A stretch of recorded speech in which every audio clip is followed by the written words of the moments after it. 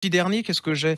Ah ben ça Ouais. c'est absolument génial. Après-cœur. Après-cœur, Jenny Zhang, après-cœur, pas Ah, oui, après-cœur, je dis après-cœur. après-cœur, oui. 2 petites filles, 7 ans, 9 Alors ans, New là, c'est un York. truc sur les communautés Ouais. invisibles, c'est-à-dire que ce que je dis sans arrêt, ce qu'on appelle en France les communautés invisibles sont de plus en visibles. C'est-à-dire les gens qui viennent du Maghreb ou qui ont des origines maghrébines ou qui viennent d'Afrique, on les voit de plus en plus dans les publicités, ils ont de droit de plus en plus à la parole. Là, c'est les gens d'origine asiatique. Je sais pas si vous avez remarqué, on les voit jamais. Nulle part, ni dans la pub, nulle part. Ouais, et là, on vrai. est à New York et vous allez voir cette famille qui est d'une pauvreté, dans une pauvreté incroyable et elle, c'est le rêve américain.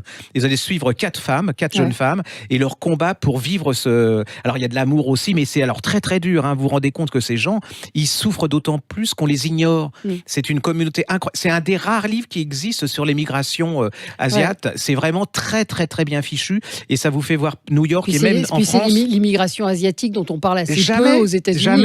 On a parlé des Juifs, on a parlé de beaucoup de choses, ce qui se passe dans les cités, mais les eux, ils sont jamais. Voilà. Ouais. Et là, ça vous faire découvrir que ces gens existent malgré leur invisibilité. Et c'est vraiment un grand roman. J'aime beaucoup les éditions Pitié. C'est très très bien vraiment fait. Ouais. C'est une très bonne maison d'édition. Il y a plein de découvertes. Il y a des petites collections de poches qui sont géniales et c'est pas cher. Donc ça s'appelle Âpre-cœur de Jenny Zhang, évidemment.